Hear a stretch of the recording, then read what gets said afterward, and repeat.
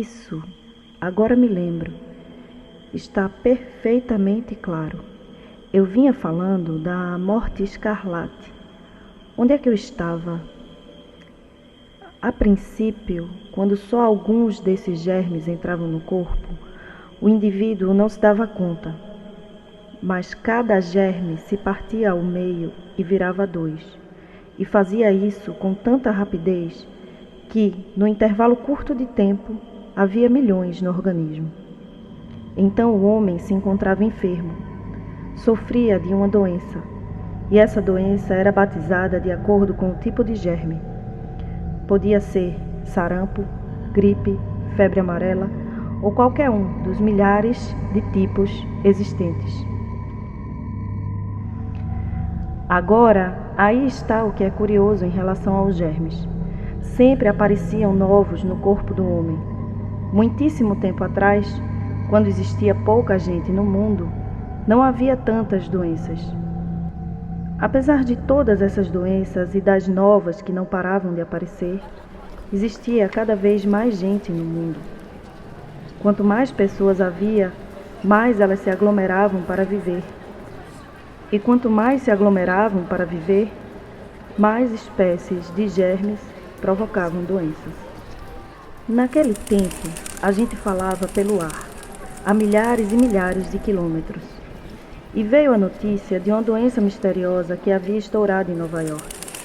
Na época, 17 milhões de pessoas viviam na cidade mais nobre dos Estados Unidos. Mas ninguém deu muita importância. Era uma coisa pequena. Ocorreram apenas algumas mortes. Parecia, entretanto, que as pessoas morriam muito rápido. Um dia depois, chegaria a notícia do primeiro caso em Chicago.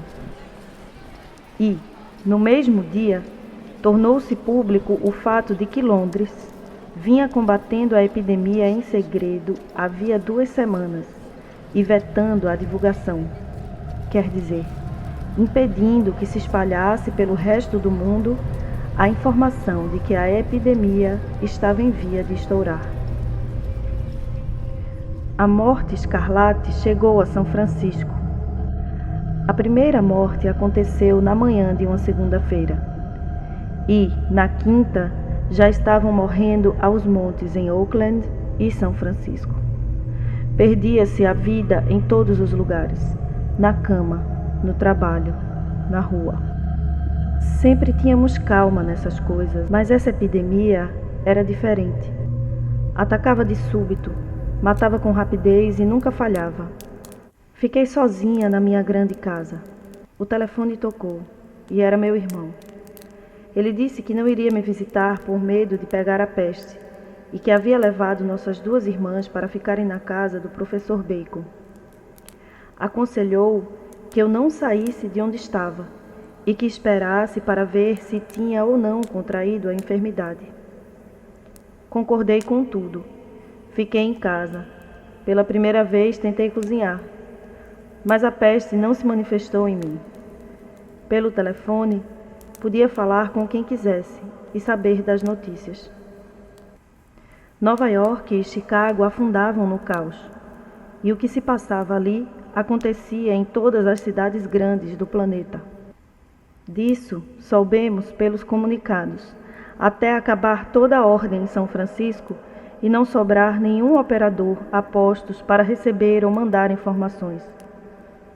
Era incrível, assombrosa, essa ausência de comunicação com o resto do planeta. Parecia que o mundo tinha acabado, se reduzido ao pó. E de fato, há 60 anos, esse mundo desapareceu para mim. Sei que lugares como Nova York, Europa, Ásia e África ainda devem existir, mas nunca mais ouvimos qualquer notícia. Com a chegada da morte escarlate, o mundo ruiu de modo absoluto e irreparável. 10.000 anos de cultura e civilização desapareceram no piscar de olhos, esvaíram-se como espuma.